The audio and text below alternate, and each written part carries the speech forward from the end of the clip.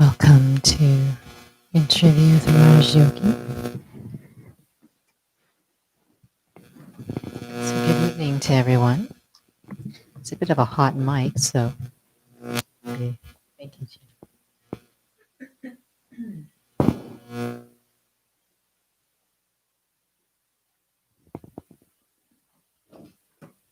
Thank you. Hope so. Yeah.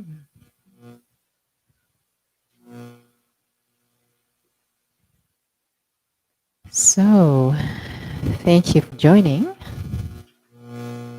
Or if you plan to join once in the future, so we'll save these on the playlist. So today's topic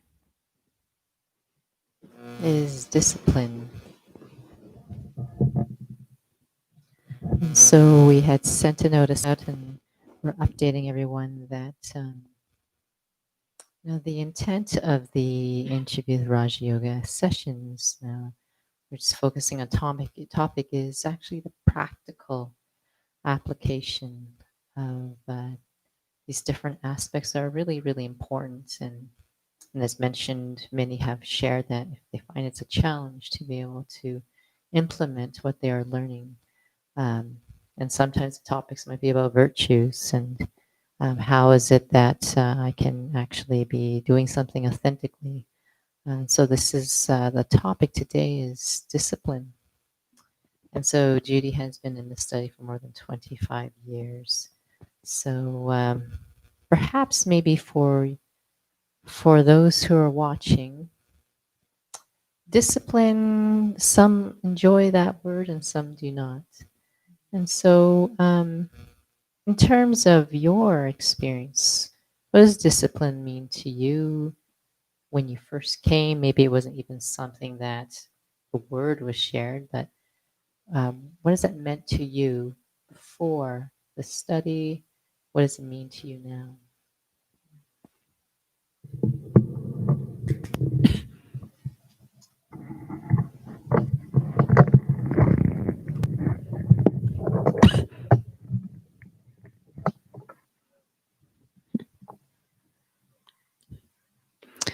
We actually have the discipline of starting usually with a moment of silence or reflection. So maybe we'll just take that moment, and then definitely excellent question Nora asked. We'll turn to that question.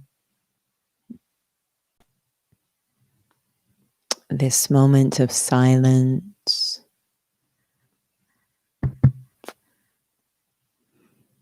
is not an empty moment where my mind wanders.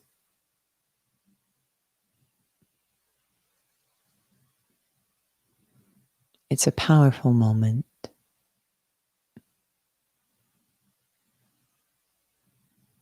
where I appreciate the capacity of my own mind. Through my own mind, I can benefit myself, align myself, and bring myself into the experience of peace.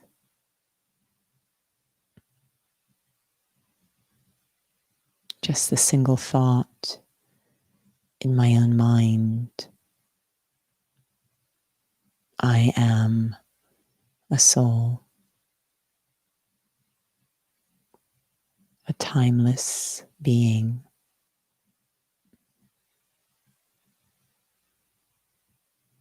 If my mind can gently hold that thought,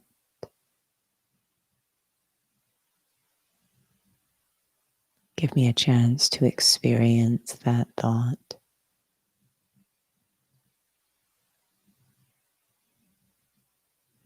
How much benefit I can experience in the self.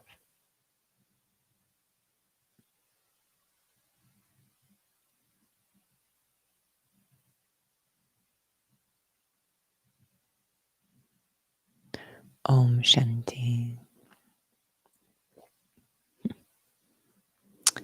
So this term, discipline, and when we come into words, very interesting. Was noticing in a conversation earlier today,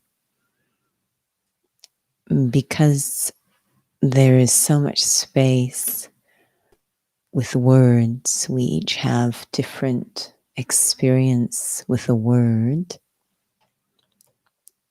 So we want to get to the intended feeling behind the words. So much misunderstanding in the world is because of these different experiences we have around words. One person says something, trying to convey a message using words, and I may not get the message. Despite hearing the words, I may not get the message because I have completely different experiences with those words. And discipline is one of those words that people have such a range of experience around. I myself, in this birth, we have the phrase according to drama, came into a household where there was a constant blending of seeming opposites. We call that a state of balance. So, one side very academic, the other side very artistic. So lots of blending of differences. And so it seems innate in the soul that when I often hear a word, I hear the balance in that word. And when I hear the word discipline, I hear love. I feel love. I experience love. And I also experience power, or what we call benevolence, power. So that's really, in essence, what that word feels like. The message of that word is a lot of love and a lot of power. Um, of course, everyone has different feelings around it, some connected to punishment, some connected to pain.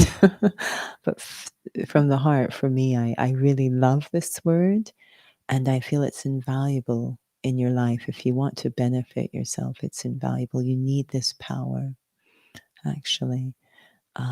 So, in a nutshell, that's what it feels like to me. So, on a practical level,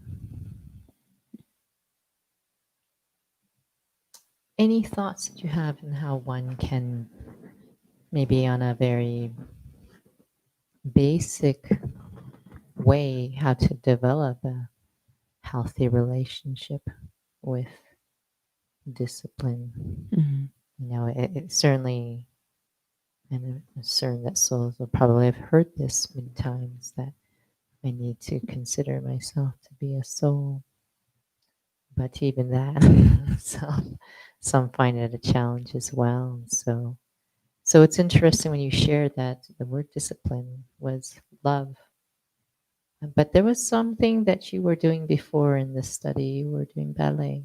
Mhm. And so it sounds like you loved what you were doing. Mhm. And perhaps maybe that's what souls don't realize, is that we are actually using that all the time in things that we love. It could be a routine, but it's something that we would invest in. So, what are your thoughts are in terms of how one can start to even use it in the relevance of Raja Yoga? Um, Everyone, in terms of what you shared, everyone has discipline. And they have discipline around what they love. And when we use the word love, the message we're using behind that word is that which I feel I get attainment from. So and for good or bad, a drug addict feels attainment from taking a drug, even though it might be damaging. They feel what they call a hit.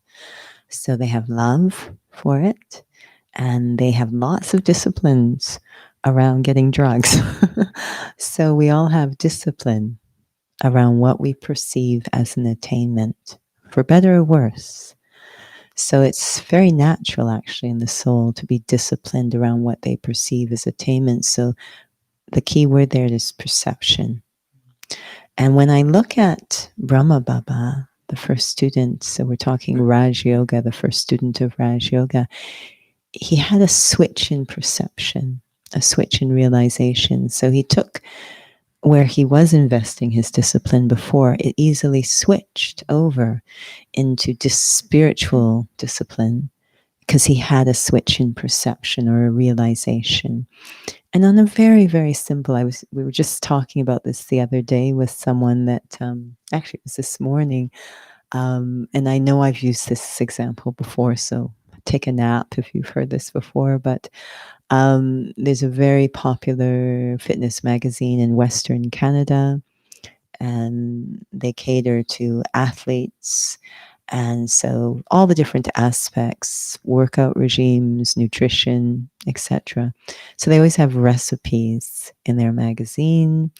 And for the longest time, they've, at least a couple of decades over that, they've been publishing. And it was always non-vegetarian recipes. Athletes are extremely disciplined around nutrition. They know it's a cornerstone of performance. They don't even care often what it tastes like. They just see it as building blocks for performance, the body to perform. And there's a very strong belief in athletes that I cannot attain a good performance unless I have non-vegetarian protein source. Very strong belief. So they always had recipes of this nature. And then a few years ago, it was like night and day. Suddenly, all they're featuring, not just recipes, but articles on vegan, the importance of a vegan diet. They found athletes promoting vegan diets. It was just strange. It was like night and day. And you're like, what happened? They're flying in the face of deeply held perceptions. And eventually, the editor published an article explaining where the realization came from, the switch in perception. And what had happened is that her husband had had a cardiac event and they had to do a complete lifestyle overhaul for what they love or what she loved. And they realized that diet was killing him. So it was so easy. I don't even think they'd use the word discipline. It was just obvious this had to happen. And suddenly they're promoting vegan recipes, vegan athletes, which are not easy to find. And I was just in awe, the power of a realization, the power of a switch in perception can allow us to take our innate capacity to be disciplined and move it over to somewhere else. You don't even use the word discipline. It's obvious. This is what you do to get what I love. What spirituality or Raj Yoga starts to look at is what truly creates peace and happiness. If I can realize that connection, I will automatically shift my capacity to be disciplined to the principles and practices of Raj Yoga. It'll be absolutely natural if I have that realization, if I can connect the dots. So it's so based on perception or realization. For yourself, being in this study for 25 plus years, do you revise what is meaningful to you in terms of what you were looking for and what the study is about? And what does that look like? Mm-hmm. Yeah, Raj Yoga is really based on love or attainment. It's just the way we work. I don't mean to sound like we're self-serving, but we are self-serving. And we always are, where is the attainment for me? Where is the attainment? That's where I'll attach my heart. And so because there's so much glitter around us vying for our attention, attached to me, attached to me, attached to me, we have to be very proactive and deliberate in keeping our heart attached to true attainment, what really, really benefits the self spiritually, which is the foundation of all other elements of our life, emotional, mental, and physical. If we are receiving at a spiritual level, all other elements of our life will benefit. So I need to be very proactive in making sure that my heart is attached to the right thing that will benefit me on every level. And so, yes, constantly we say remembering or revising, revisioning, revising. This is where attainment is. And not to get confused. All that glitters is not gold. So, not to get confused that this really is where attainment is. And so many things will try to move you away from that because this particular switch is profound change and the status quo will fight back. I remember quite early on you had shared that just once in a while you would just put aside, just the sometimes we can get so engrossed in some of the activities that we do. But you would say, and it's more of this exercise inside that, put aside Raja Yoga and everything. What do I want in life? And is there an alignment between what I want in life and this study?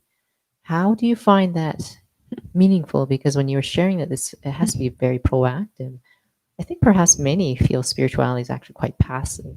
They might, maybe not in, it's in the forefront of their minds, but a lot of times you hear sitting in meditation, just close your eyes. It's just everything can be quite passive in terms of our perception of spirituality.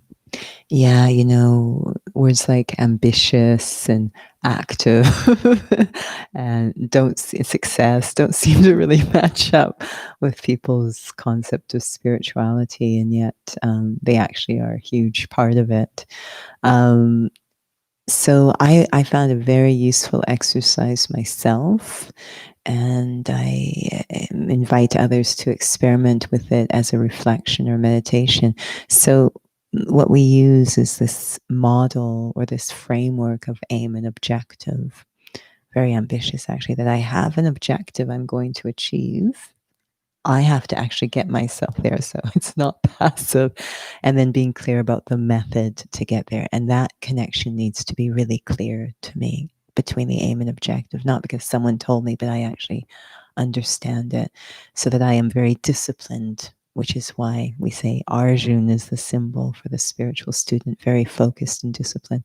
So the exercise that's really useful is, yes, put Raj Yoga aside, God aside, everything aside, the whole world, just you talking to yourself, having a very honest, clear conversation with yourself. What do I feel is absolutely essential in my life to be happy? Strip everything away. What is absolutely essential? And if you've done this exercise properly, it will be a quality or a character. If you're actually doing the exercise honestly, it won't be a Porsche, right? It'll be something internal, right? Um, that is your objective. So it's really got to be very personally meaningful. It's not something someone told you you should want to have. It's something you want to have, a very pure desire. You know what that is. And then the next stage would be, does the aim connect to that thing I want? Do I understand the connection? Because now I will be very motivated to focus on that aim if I understand it's going to get me to that objective. This is how everything works in our life, actually. So I have to be very clear about what is that peace and happiness based on for me. And again, if I'm doing the exercise honestly, it won't be anything external. It'll be something inside, a character, a virtue, something inside. Do you think then that maybe that we don't realize that there is perhaps like a habitual connection that's just always driving in terms of just how robotic we can get in the day? Mm. And maybe it's not really connected to any sort of objective, Mm. but in a sense, it kind of breeds a sense of meaninglessness and it creates a sense of resistance. So I have to revise. So I have to do this discipline. It's as if there has to be the capacity to just get over this hump of this resistance.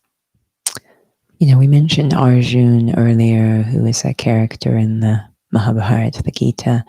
And I always feel, and I think, I don't know whether souls feel I'm a little extreme, but I always feel to not go into this naive, to respect that I am looking at a transformative practice. And earlier you brought up the passivity, and these different concepts, internal exercises that have connected mindfulness, meditation, and a transformative practice. Raj Yoga is a transformative practice.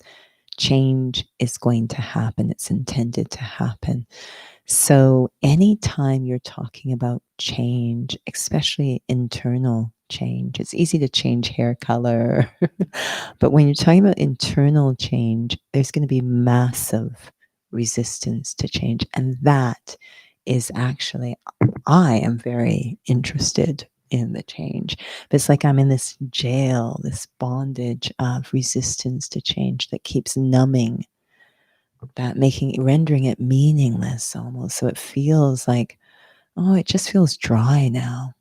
I can't seem to connect to the enthusiasm of this. It's like the resistance is watering, numbing down. It's like a fire of enthusiasm, and the resistance keeps pouring water on that fire. I need to know that's going to happen.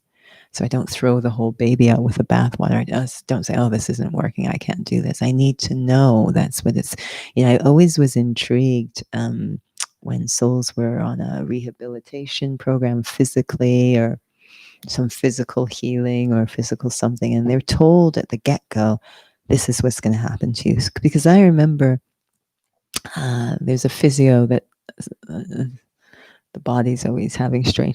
So there's a physio that I have to see when things get a little, an injury happens. And I always appreciate their approach. I so feel it's so brilliant. They will educate you. Their hope is that they don't have to see you again, that you will be self sufficient. Disciplines of self care, I call them. They educate you so you can understand, again, connect the dots. You need to do this in order for that to happen. So they'll really connect that for you.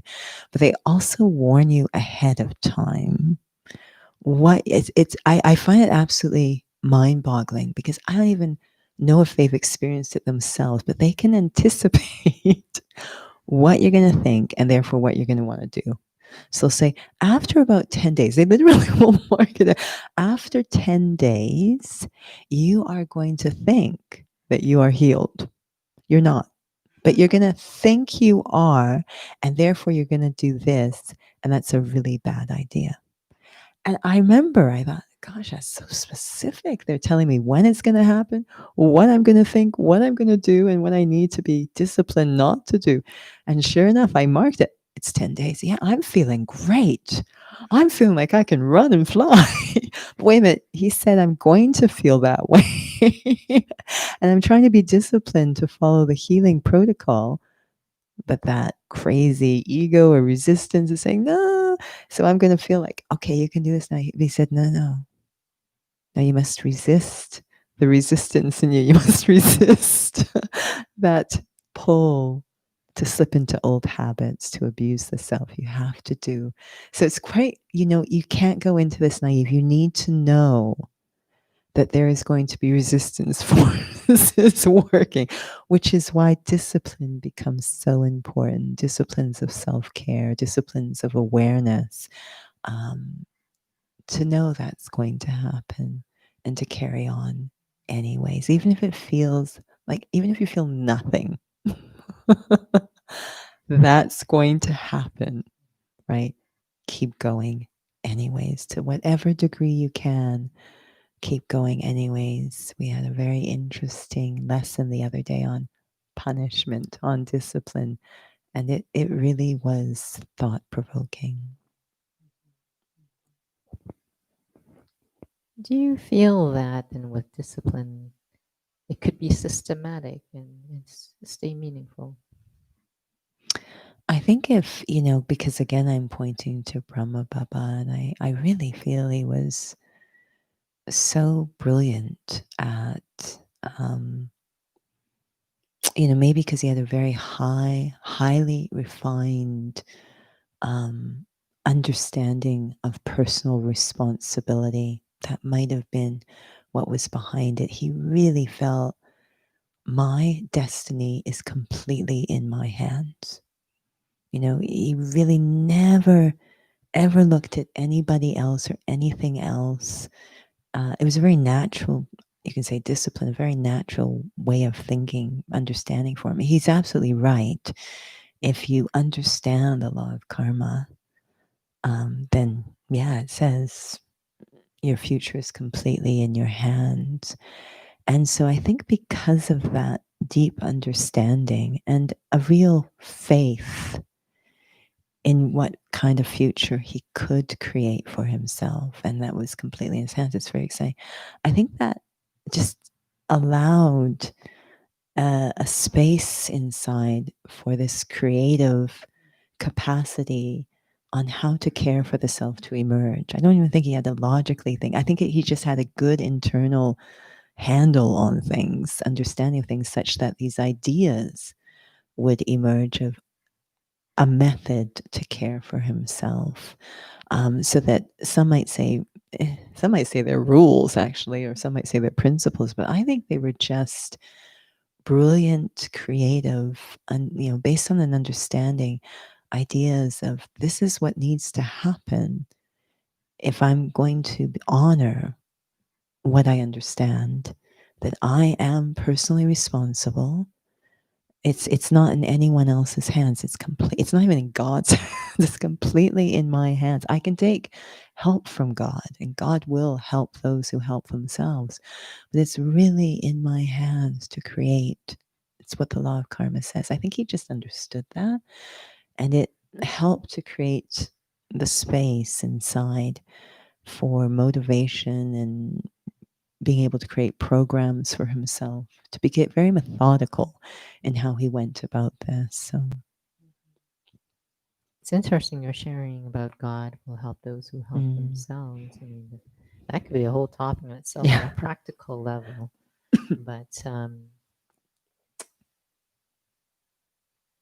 I suppose then, what do you feel that one can do aside from meditation? Maybe some have a meditation practice they do, Mm, maybe in the morning or maybe in the evening or something. Some might not have actually taken the Raja Yoga course. Some might not have taken Raja Yoga U.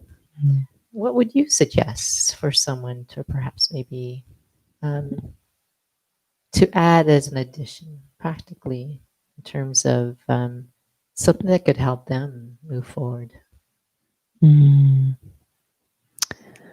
I think, again, I can't separate the two, love and power. I think it's so important to have a practice of loving conversations with the self.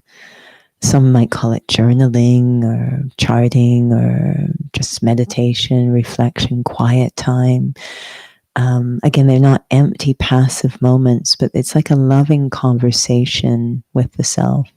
Maybe God eavesdrops on it, I don't know, but a loving conversation with the self where I think the heart, it's so funny because the other day, very often we say, we'll go up to someone, I want to be completely honest with you. And almost always that honesty is you're about to say something hurtful to that other person, really. And the reason is because I didn't take the time to have a loving conversation with myself, an honest conversation with myself, and really sort out, what do I need on a deep level? What am I, we tend to look at, I need that person to change, or I need that situation. That's not a loving conversation. That's not an honest. The heart, the heart won't be satisfied because, one thing that spirituality says, and I think we know deep down, is that we are intrinsically good. Yeah, we might look really ugly in our character sometimes, but we are intrinsically good. And when we don't honor our goodness, our heart suffers a lot. And so a loving conversation with myself is based on knowing, having that faith I am intrinsically good. But I'm not operating that way. What do I need to do to help myself? It's a very refreshing conversation to have. It's a self-respectful conversation to have. Self-correction, self-discipline comes out of self-respect. So learning how to have very loving conversations, not conversations that keep me stuck, not conversations that blame other people. This is what they're doing wrong and that's what they're, but conversations that acknowledge my own capacity, acknowledge what might have happened that limits me from honoring that capacity. And how can I create, what do I need to create that will heal me such that I can honor my capacity? These are really loving conversations with the self. And these are the types of things that God eavesdrops on. You are preparing yourself to be ready to meet God, actually, or for God to find you, if you will. So, learning how to have, this is why I can't separate it from discipline. It's a discipline of self respect, these loving conversations, recognizing the self. I think it sounds like a really good suggestion, and Mm, perhaps maybe it could even be something if someone is already meditating. I mean, that's such a loaded word in itself, but mm, what are they doing in that meditation? Is it passive? Is it meaningful? Is it transformative? Am I changing? And perhaps if it's not during a dedicated time, it could be something that that they could really do for themselves because it feels like from this connection with love mm, it would actually be able to spawn perhaps maybe even what I need to do to Mm. help myself. Especially when there's that interest, it feels like that becomes this beautiful seed, to actually maybe be a bit more self-directed. Mm-hmm. I know we talked about soft power, I think. Was that the last one? Yes. So, discipline is a very much a power word. And, again, I keep pointing to Brahma Baba, such a disciplined being. And yet there was no feeling, it was very powerful. There's so much power, but there wasn't a feeling of violence. And I think that when people hear discipline, they hear violence and they don't like it. They don't hear love. And yet you're not going to get results without that kind of power to move into a different way of being. There just won't be any change. You'll stay stuck, and we actually keep each other stuck. So you saw so much power in Brahma Baba, but no violence. It's really a strange. So then discipline has such a, I don't know, I guess it's the way a mother disciplines, right?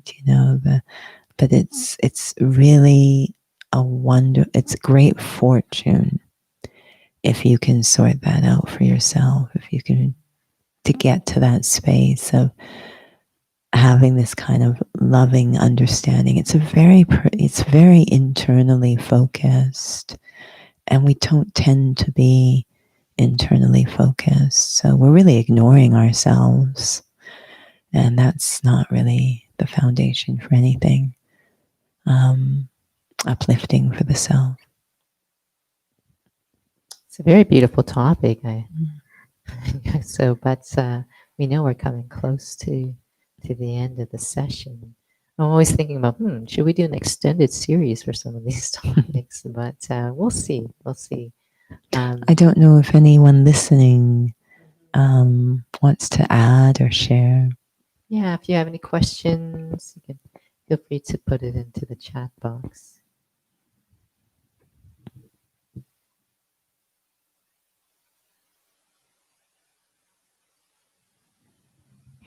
Feel free as well to send your questions to the center's email address as well, or if you have any topics that you wish to have covered as well.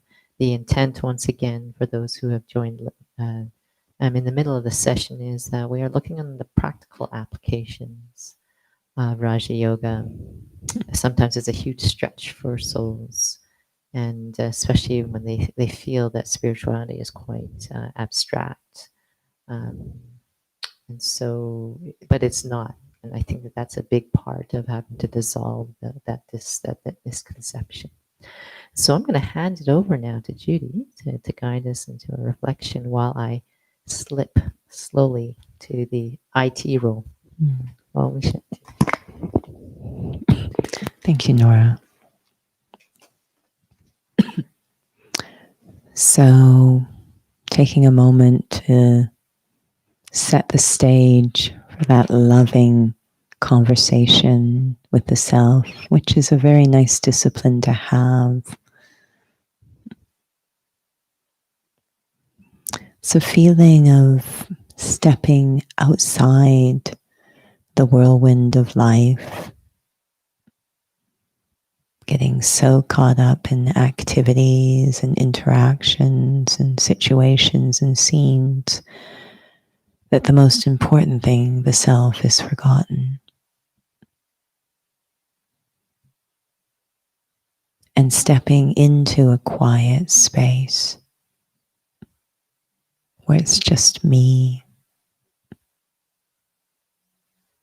a conversation with myself, listening to myself. I have to be very quiet. I speak in so many layers. On the surface, I speak the language of reactions. So I have to listen carefully to move deeper. The need behind the reaction, the next layer, but I become even more quiet, to go deeper, to hear underneath the need is the loss, the longing for something great, for the self, the memory.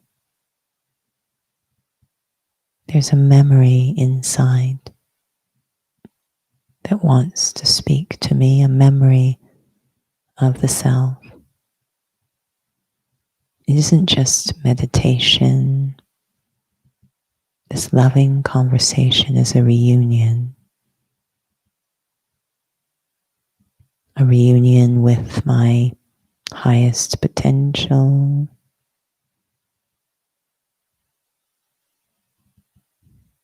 my original true self. It's reconnecting with perhaps the most important religion, the most important faith, the most important belief system, a belief in the self, faith in the self.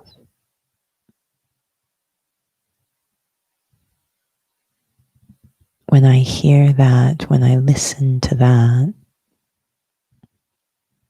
a whole different dialogue begins inside. I suddenly begin to create thoughts and feelings of how I can care and nurture my highest potential, disciplines of self-care. Om Shanti. Thank you for joining.